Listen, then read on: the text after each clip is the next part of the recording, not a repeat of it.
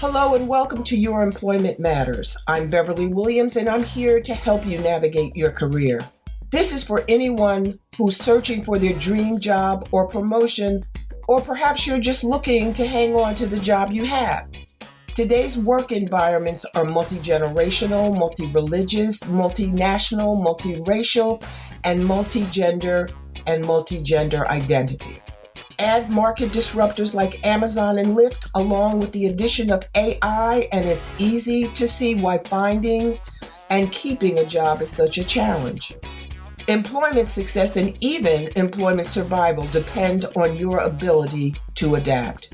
That's why my goal for this 30-minute podcast is to first advocate embracing change and differences, and second, to encourage you to proactively assume responsibility for your career. Get your work week off to a good start by listening to Your Employment Matters every Monday. Find out how to own your career and get the best practices for making your employment matter.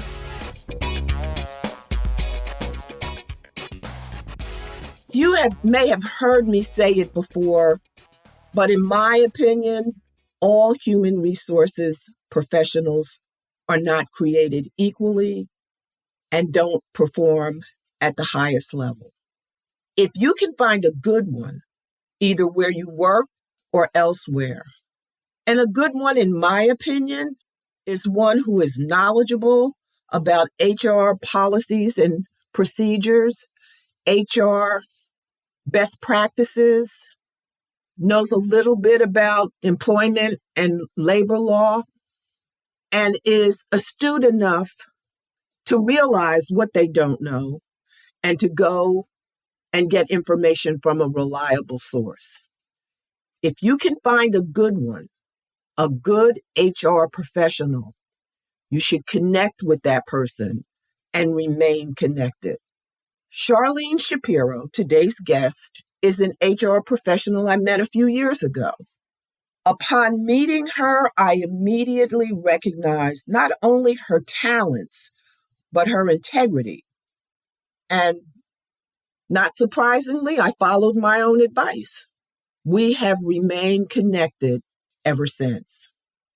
Charlene is the Vice President of HR for WNET, the nonprofit parent company of New York's 13, America's flagship PBS station, and many other media platforms. Charlene joined the WNET group as Vice President of Human Resources in January 2009 after a long career in human resources at Pfizer, Incorporated. Hi, Charlene. Thank you for making time to share your thoughts today. Hi, Beverly, and thank you for having me, and thank you for your kind words about me. I feel the same way about you. I tell the truth. I know you do.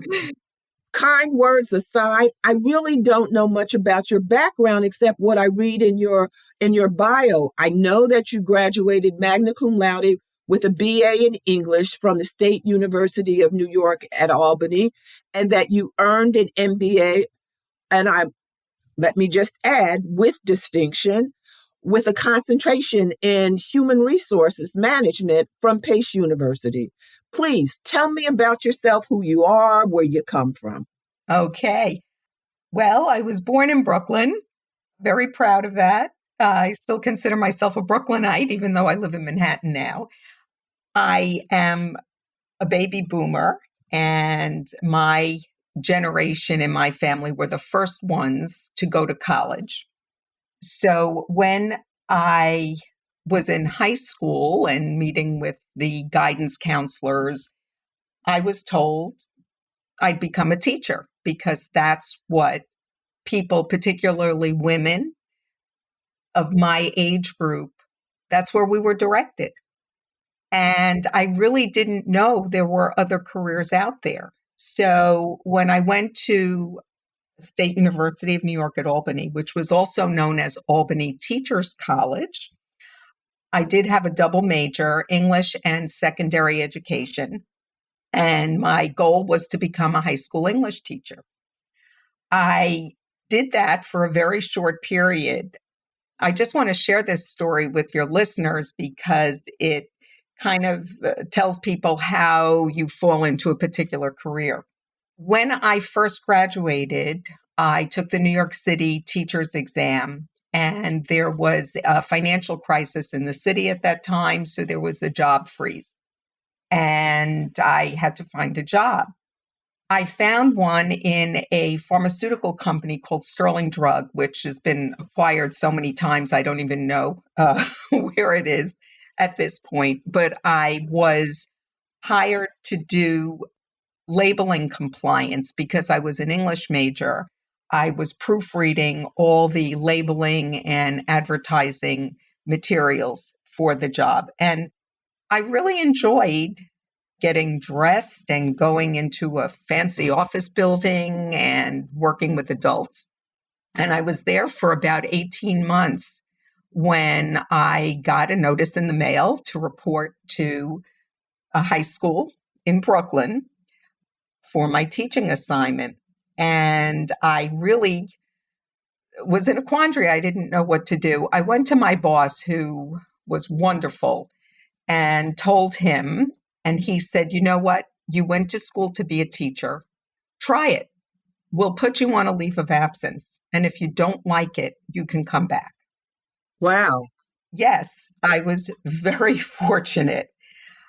I could have just given notice and quit, but instead I, had a heart to heart with my boss and told him how much I enjoyed the job and how much I wanted to stay and how torn I was. And I will never forget that kindness that he gave me that opportunity. And lo and behold, I went into this high school environment, which was quite a shock after working in this very civilized office building.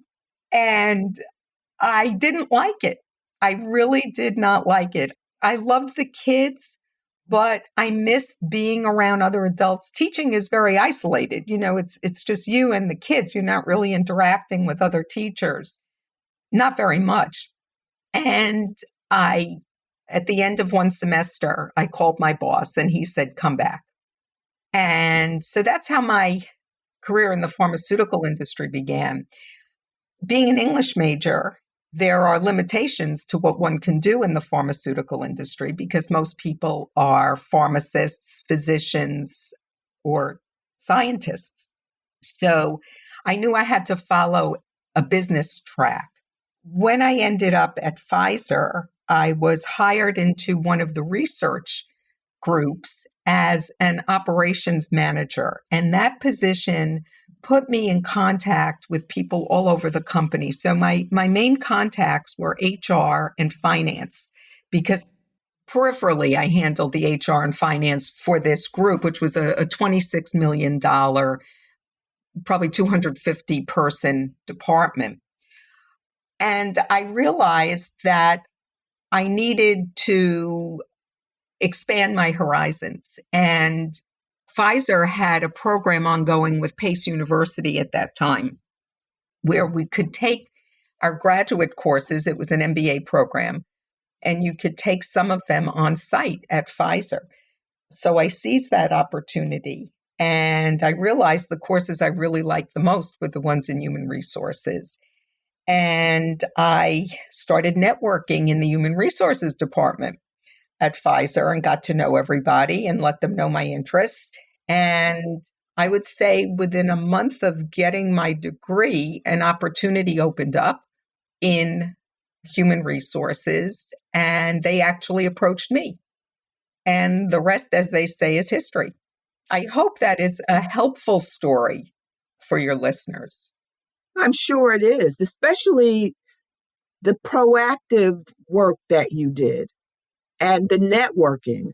I don't think people fully appreciate how important it is to make connections face to face, live connections, because we're in such a technology-driven world.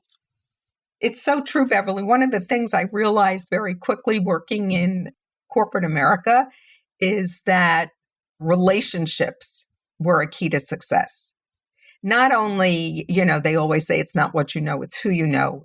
It was more than that. It was just being able to work with people at all levels.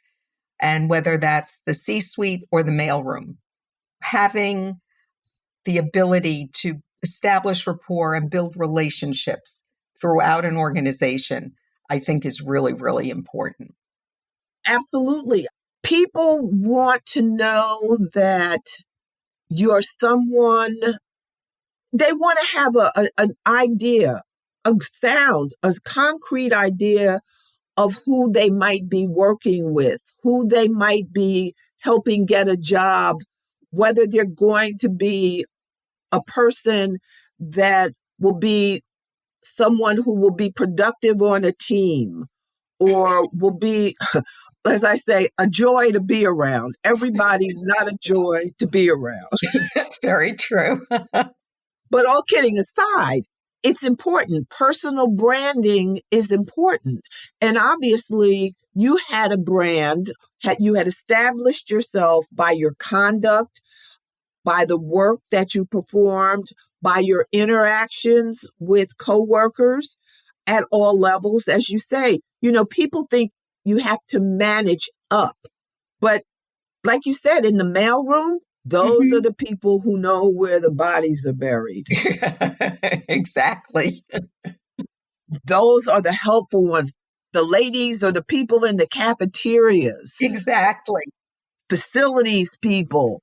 All those people, they have secrets. They have information, nuggets of information that can be very helpful.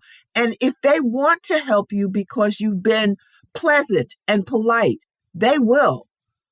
It's very true, Beverly, very true. I had a boss in human resources who taught me to put the human in human resources. This man never missed an employee's birthday.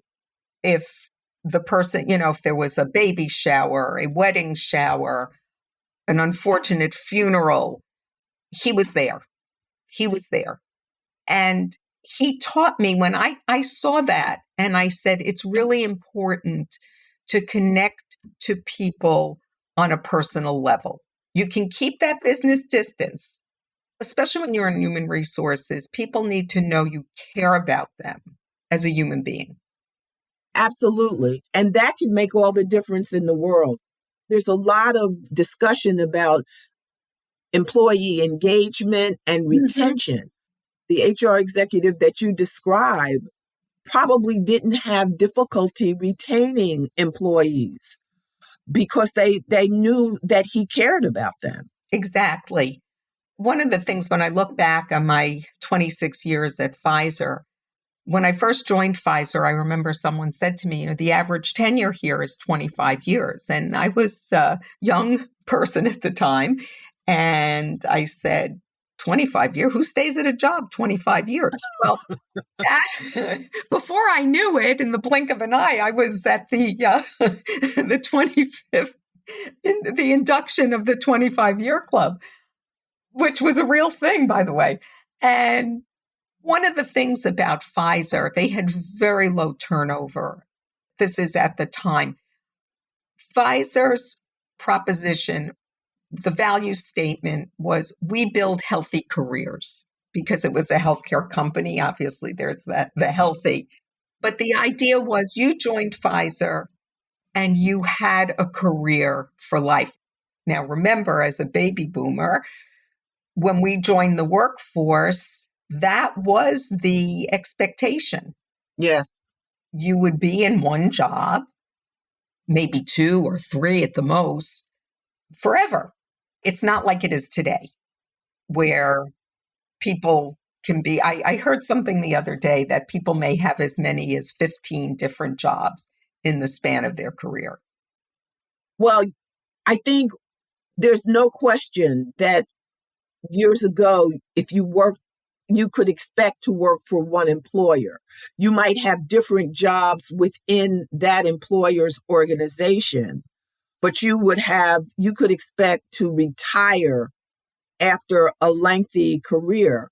But now, not so much. That's exactly right, Beverly. And Pfizer was a perfect example of that because I had privilege and the opportunity to work in many different parts of the organization, and each part of the organization was different.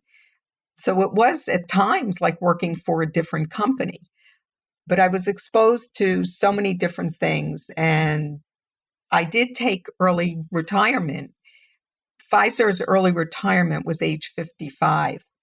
And I was watching all of my peers, all of the people that I grew up with in the organization were leaving at 55, whether to go to some other opportunity or to fully retire if they were fortunate enough to be able to do that. And I remember just looking around and realizing I was like the last one standing. And that's when I decided, I said, well, it's now or never if I want to do something else. And in my last position at Pfizer, I was part of the corporate affairs department. I was the HR lead for the corporate affairs function. And that group included the philanthropy group. Pfizer is a very philanthropic company. And I had the great opportunity of starting a program with my colleagues in philanthropy called the Global Health Fellows, where Pfizer would send our employees to developing countries to work with an NGO, non-governmental organization, or a not-for-profit, usually in a healthcare related capacity. And I got exposed to a lot of not-for-profits. And I said, you know what, my next career, I'd like to work for a not-for-profit. I'd like to work for a mission-driven organization and give something back. And so my transition to WNET was fortuitous. I was speaking to several not-for-profits that I worked with this Global Health Fellows program. And then one of my colleagues at Pfizer said, you know, my husband works for WNET and there's a new CEO there. And I think he's looking for an HR person. And there I was. Wow. Yeah, It's connections, it's relationships, it's exactly. talking to people. It's not only communicating and talking to people, it's sharing things about yourself, about your interests, about who you are. So they get to know you and they get to want to connect you with other people they know. That's exactly right. Beverly, I don't even know if this book is still in print, but about 40 years ago, someone gave me this book called Guerrilla Tactics in the Job Market. Guerrilla, Guerr, war type tactics. Like war. Yes. And the book laid out what one needed to do to get the job that they wanted. And it was all about making those connections and networking and learning, using those opportunities to learn about other careers, to learn about a particular field. And the book takes you out of your comfort zone because it gives you assignments. And if you are, a little tentative or you feel uncomfortable reaching out to people you don't know, it could be a little daunting. But it was one of the most helpful books I ever read. If it's still in print, I would suggest it for anyone who's looking for a job. That's interesting because in my book, Your GPS to Employment Success, I included a story about a young woman who was in a writing group with me. Mm-hmm. And when I was writing my first book, when she heard what I was writing about, which was employment advice and, similar to what the second book, she came up to me and I could tell that she was not comfortable. I'm almost 6 feet and I'm not a small person. And she was an Indian woman, very slight. And she tentatively came up to me and asked me if I would help her. And she said she was looking for a job and there was no one who would help her. And I was thinking to myself, do I have time for this? Mm-hmm. It's like, I've got a full-time job. No, at the time, I don't think I had a full-time job. I think I was just working on the book. But I had to stop myself and say, okay, fool, this is why you're writing the book. Right. So that people can have information. What's wrong with you? So send me your resume. And I worked with her. It is the most rewarding experience I've had on this book writing journey. Mm-hmm. Now, make no mistake, she had skills and talent. She was a CPA, but she was licensed in another state. She was not licensed in New York or New Jersey. Mm-hmm. She did everything I told her to do. She practiced answering questions in front of a mirror. She got dressed and sat in a chair in front of a mirror to see how she looked. She immersed herself in everything that I told her. Do you know that they offered her a job at a substantially higher level than the one she applied for? I believe it. She thought I walked on water. And I said, no, you need to understand you have skills, you have talent. Your resume didn't convey that. I tweaked your resume, but you had the material necessary to get that job, and you stepped outside your comfort zone. That's You the have to key. pretend that sometimes that you're someone else. And, I do that sometimes. I feel almost schizophrenic. But I remember hearing that Beyonce, I think her alter ego, Sasha Fierce, when she's on stage, she's Sasha Fierce. And I tell people, sometimes you have to be somebody you're not to get what you want. Mm-hmm. Yeah, you have to. Sometimes you do have to step out of your comfort zone.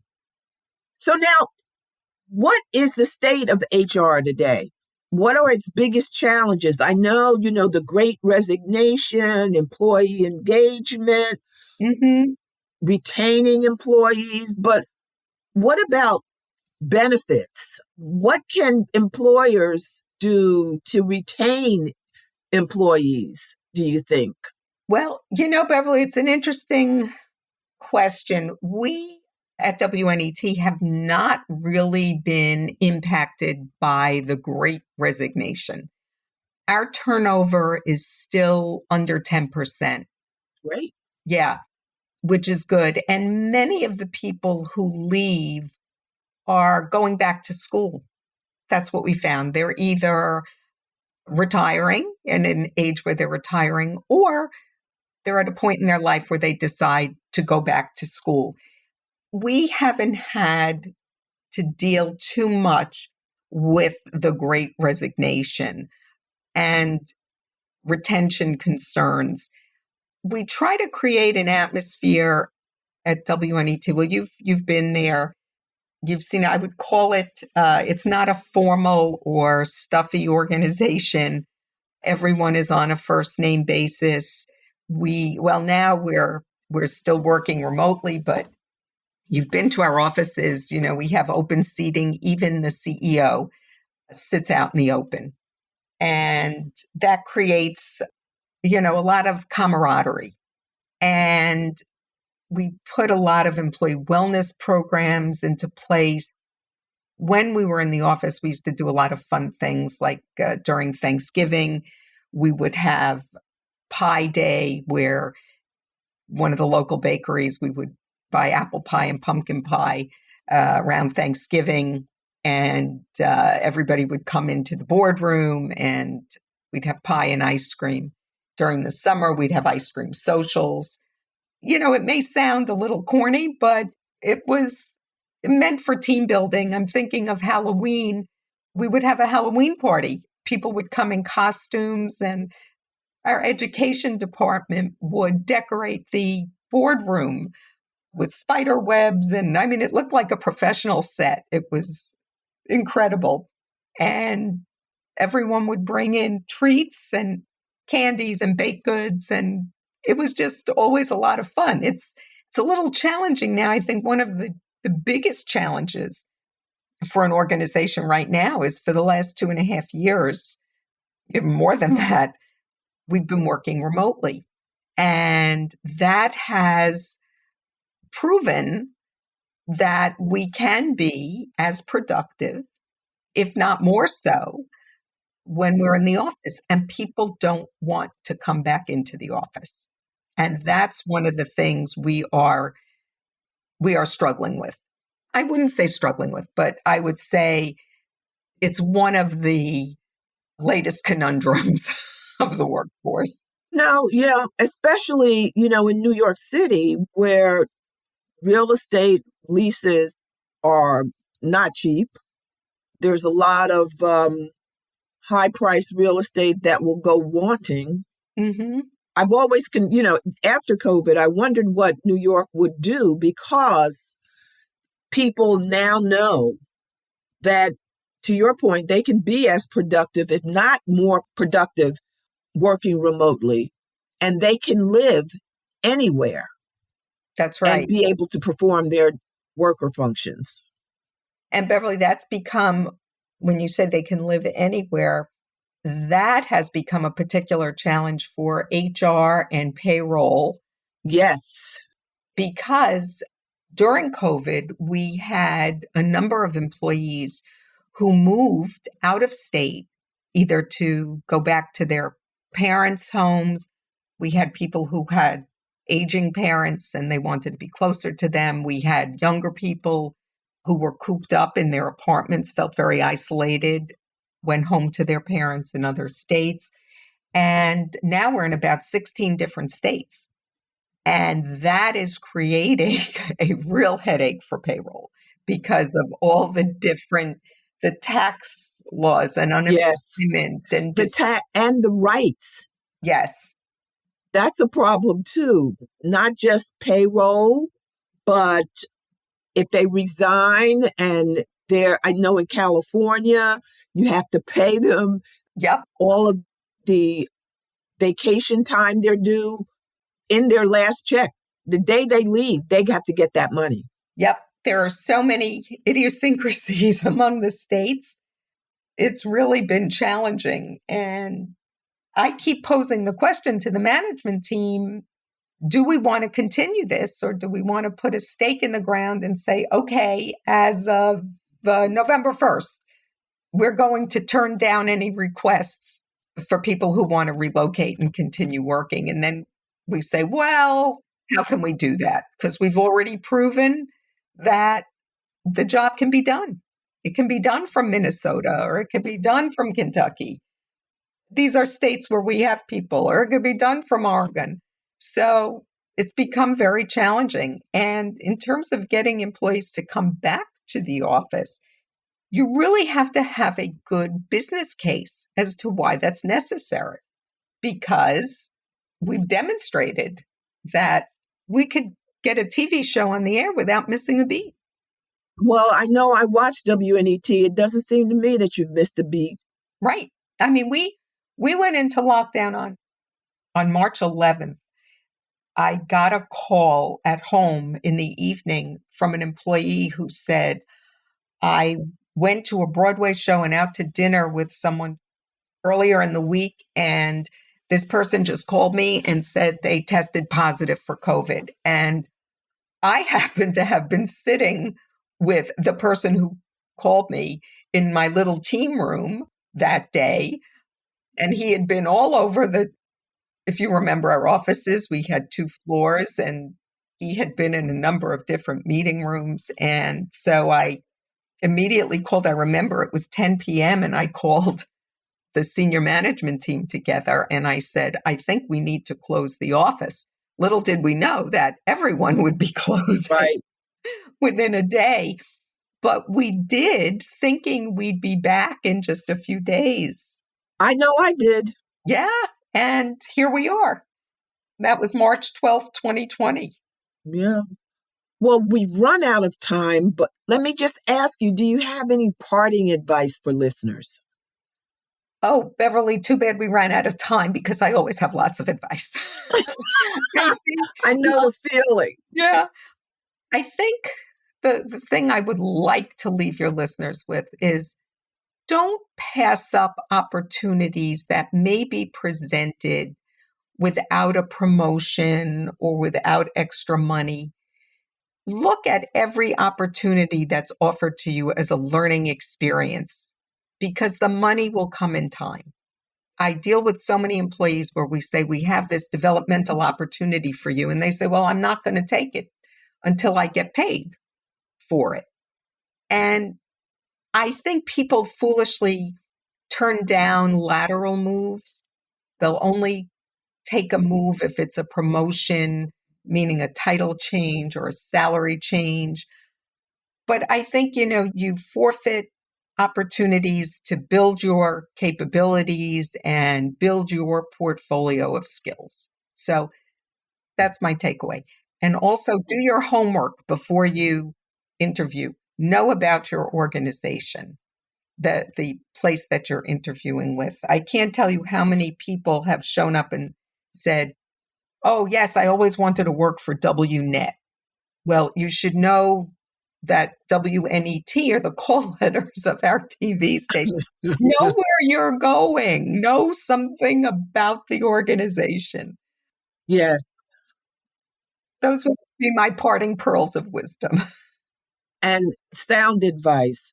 And to your point, learn to recognize opportunities when they present themselves.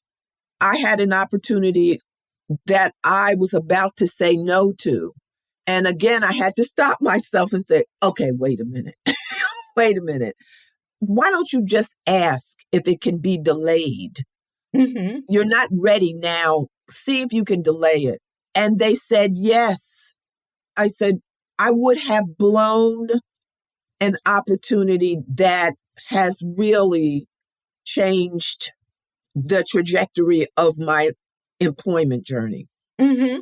So, to your point, a promotion is nice, but a lateral can be helpful because another thing to keep in mind, employers don't like rejection. Right. That's very true. If you say no when they offer you something like a lateral, or you think you should have a promotion, but they're offering you a lateral and you say, no, I'm not going to accept it. I'm entitled to a promotion. They may say, well, we're not going to promote you at this time. And then that has left a bad taste in their mouths. That's very true. And you may not receive another offer. So just keep that in mind. But I give advice willingly, and people can accept or reject it as they see fit. Right. That's right. Charlene, thank you so much for your time, your wisdom, and just sharing your experience and your knowledge with me and my listeners. I sincerely appreciate it. Thank you, Beverly, and thank you for giving me this opportunity. Until next time. By the way, my book is available, Your GPS to Employment Success, on Amazon, barnesandnoble.com, Business Press, Experts, and all independent bookstores. Until next time. Thanks for listening to Your Employment Matters with Beverly Williams. If you found this podcast helpful, please subscribe and leave a review. I truly appreciate your support, and that helps other listeners find the podcast. If you have a comment, question, or suggestion, you can reach me at baWilliams@youremploymentmatters.com. My book, Get the Job Done, is available on Amazon.com and barnesandnoble.com. Please join me again next week. Until then, remember to embrace change and differences.